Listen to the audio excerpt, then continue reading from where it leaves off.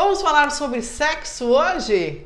Minha entrevistada é a doutora Aline Ambrosio, ela que é ginecologista, obstetra e especialista em sexualidade humana. Então fica comigo que eu estou com você.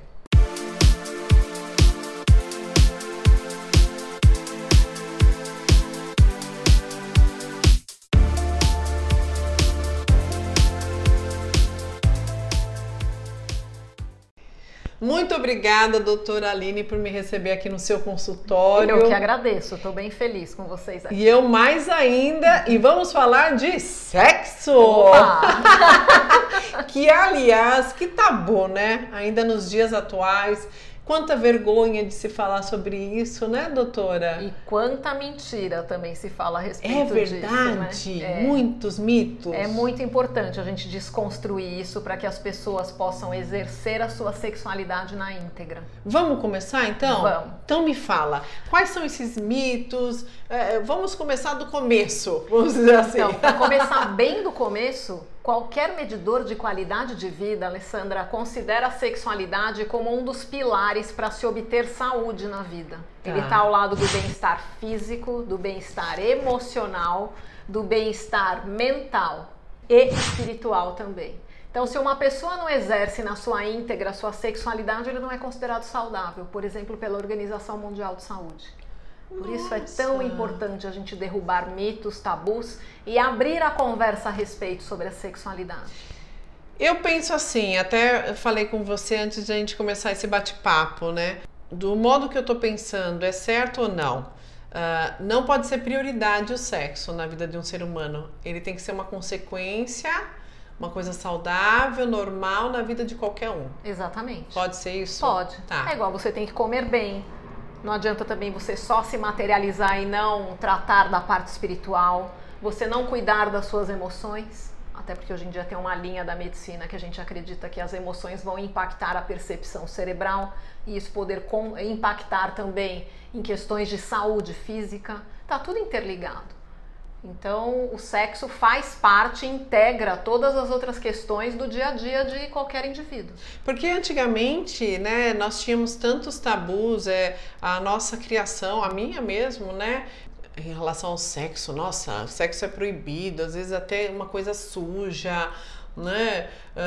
Ai, não pode o menino passar a mão em você, tocar em você, não deixa não sei o quê, né? Então você já cresce com aquela formação, né? Ainda hoje existe isso? Ainda existe, mas também existe o extremo oposto, onde tudo é liberado e tudo pode. O importante é que isso não cause sofrimento para uma pessoa. Por exemplo, qual é o diagnóstico de disfunção sexual? É algo que traga sofrimento para o indivíduo, cronicamente, pelo menos por 6 meses. Tá? Então, se você faz sexo de uma maneira extremamente liberal e isso te causa sofrimento, também não é bom.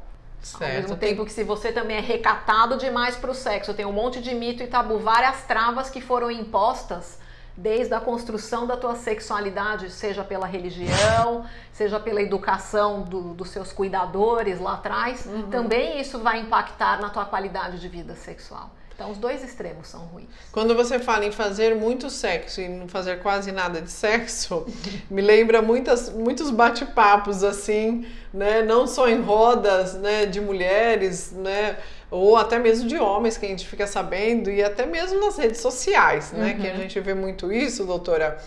Então é isso, né? Não importa quanto você faz, porque é aquele negócio, eu faço 3 vezes todo dia, todos os dias eu faço 3 vezes sexo, né? Ou eu faço todo dia, ou eu faço, né, toda hora, não sei o quê.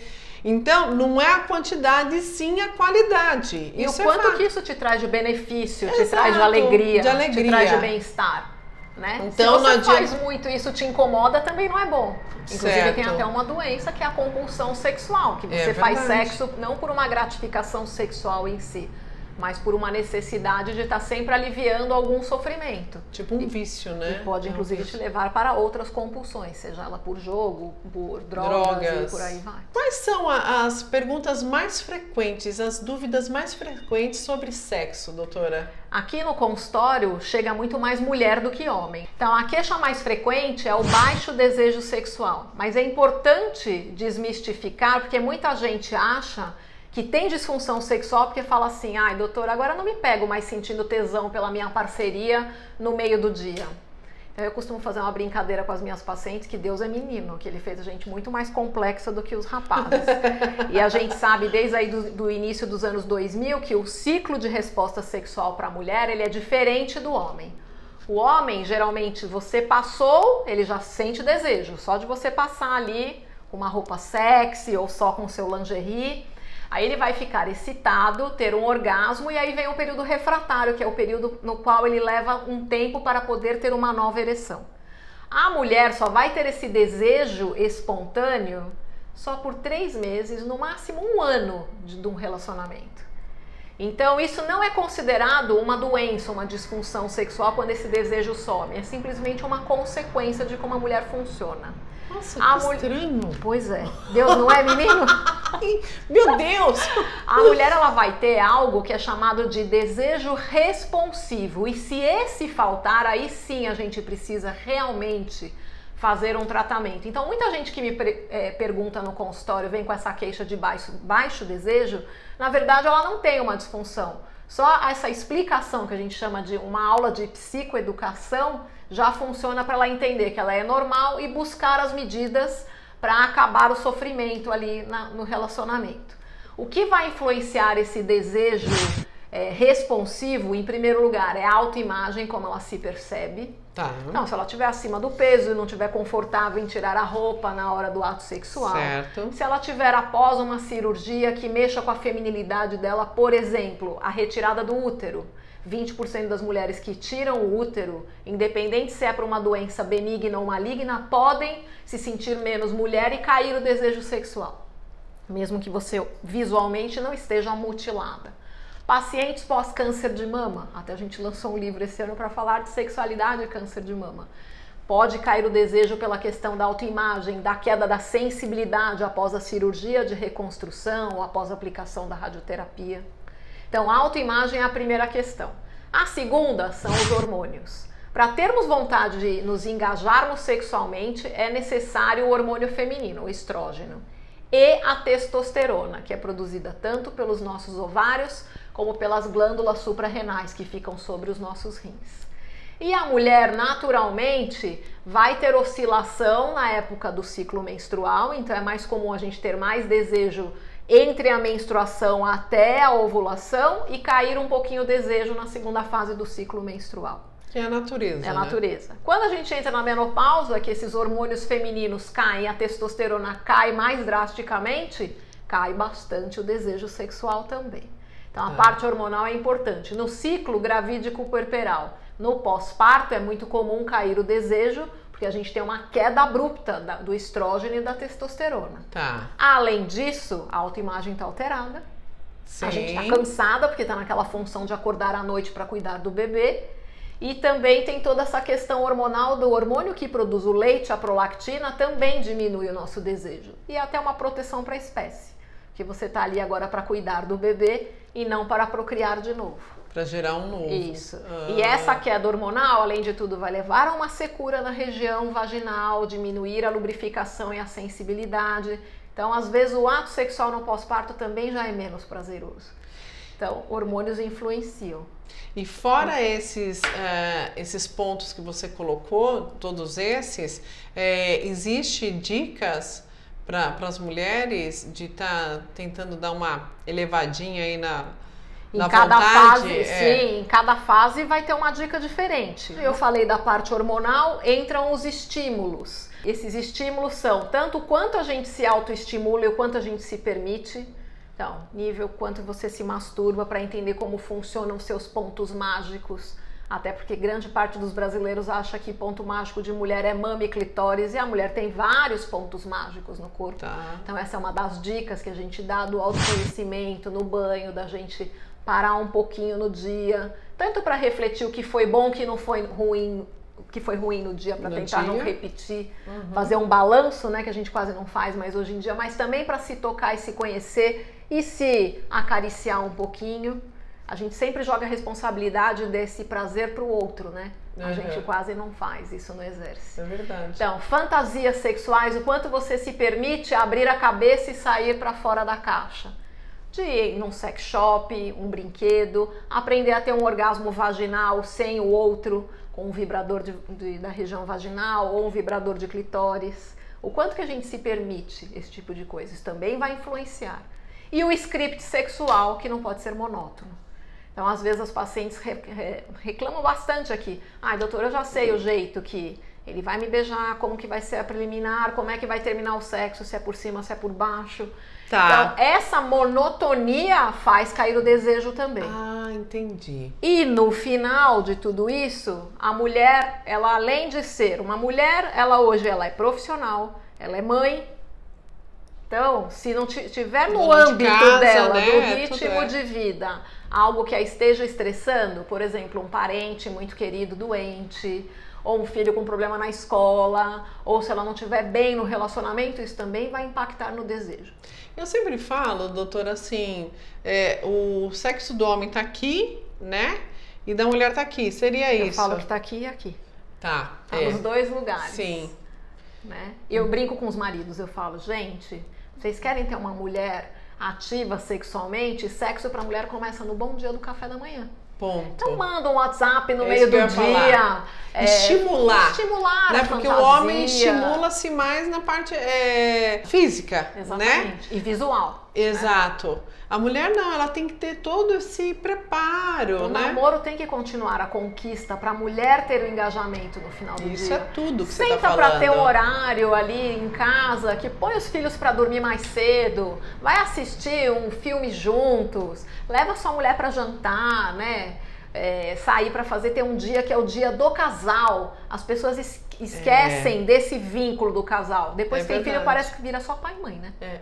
Mas é isso então mesmo. É importante. E quando você sai, você fala sobre filhos, né? Que eu sei, experiência própria. Essa é uma dica que eu falo. O dia do casal é proibido falar de filhos, gente. Às vezes eu saio com o Rogério e a gente começa a falar dos dois e falo, olha, o que adianta, né? Nada. Até um exercício que eu faço às vezes para os casais aqui pega aquele dia do mês que vocês casaram ou a celebração do namoro, da união. Tá.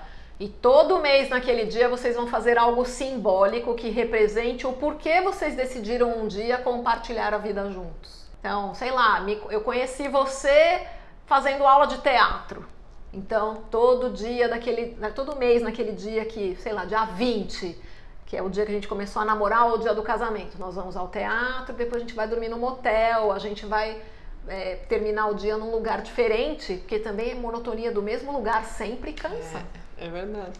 E infelizmente também, às vezes, doutora, os pais não têm com quem deixar as crianças, né? Mas eu acho que tenta dar um jeitinho para alguma coisinha só para sair um pouco da rotina.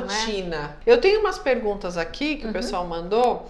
Então, uma amiga, ela fala que ela tirou o útero aos 38 anos, que você estava falando. Ela acabou de fazer 48, né? E ela se sente muito triste, porque ela não tem vontade de fazer sexo, né? E ela pergunta assim, quando essa menopausa vai embora?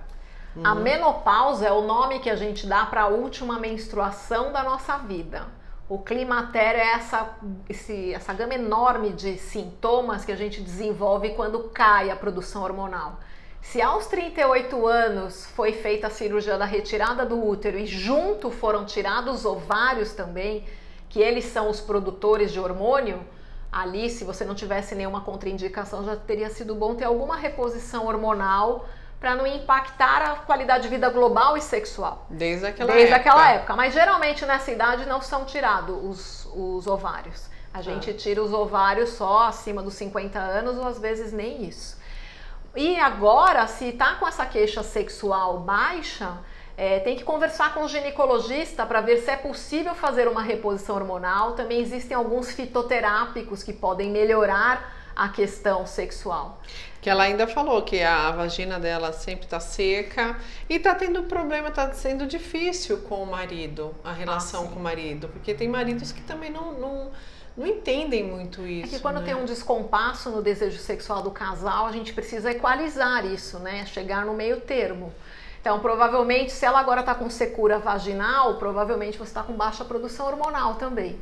E aí, se não puder fazer a reposição de hormônio, existem técnicas de energia que podem ser aplicadas para melhorar a lubrificação e elasticidade. Tá. E também com falta de lubrificação, vai começar a ter dor, é outra disfunção sexual.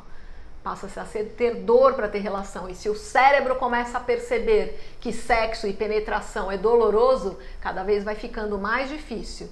Aí ajuda com as fisioterapeutas especialistas nesse trabalho do assoalho pélvico, para o relaxamento adequado da musculatura, manter a região saudável e viva, né, lubrificada. E a aplicação de laser ou de radiofrequência na região pode ajudar, além da terapia hormonal. Tá aí, minha amiga, olha as dicas da doutora Aline. Tem bastante coisa a ser feita. Que é sensacional. Rapidinho aqui, doutora, pra gente finalizar, tem um amigo perguntando, né? Queria saber, no caso, até onde a varicoceles me atrapalha no sexo ou não. A varicocele são as varizes da bolsa, né, escrotal, né, da região do saco. Tá. E isso pode causar dor crônica e pode doer na hora da relação. Então isso pode ser um dos fatores de interferência no ato sexual. Também pode reduzir a fertilidade em alguns casos. E se isso levar a uma percepção dessa pessoa de que você está menos masculino, isso também pode impactar mais pelo lado psicológico, para ter uma boa ereção, uma boa performance sexual. Então, nesses casos, é importante procurar o especialista, que é o urologista. E eu acho legal a gente finalizar com essa pergunta aqui também, essa dúvida. Teremos uma segunda parte, viu, gente, desse nosso programa. Daqui a pouco eu vou falar para vocês. Eu só tenho prazer quando a mulher goza. Isso é normal? Então, tinha que ser, né? A gente brinca, tinha que ser, né? Porque muito homem não presta atenção no prazer da parceira, né? Tem homem que a percepção dele é o quanto que eu consigo estimular uma mulher, isso mexe com a masculinidade dele. Isso não quer dizer que ele precisa ejacular só no momento que a parceira está tendo o orgasmo.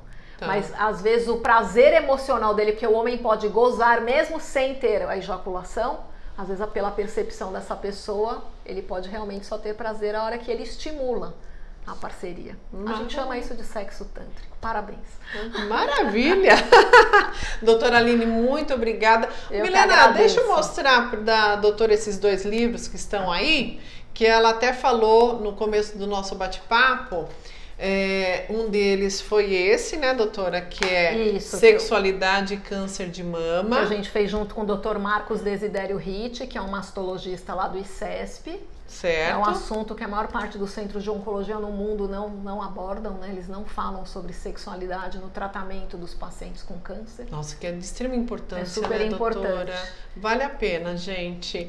E aqui... o assunto deve vir de casa, como falar de sexo com os nossos filhos. E esse é o nosso próximo assunto do nosso próximo programa. Tá bom. Né? A educação sexual nos dias atuais, que é assim, vou falar de novo, né? Eu sempre falo isso, mas eu repito novamente, de extrema importância, né? Nos dias atuais falarmos sobre, antigamente não se falava nada de sexo, agora temos sim que falar com os nossos filhos. Exatamente, até para protegê-los, né? É isso aí. É super importante. Então até o próximo programa, doutora.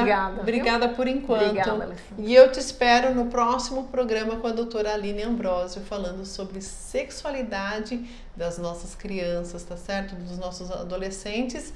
Lembre-se, se inscrevam em nosso canal, curtam, toque o sininho para receber as novidades dos nossos programas que vão ao ar todas as terças e quintas a partir das 20 horas. Beijo, gente. Deus abençoe. Tchau, Beijo. tchau. Até.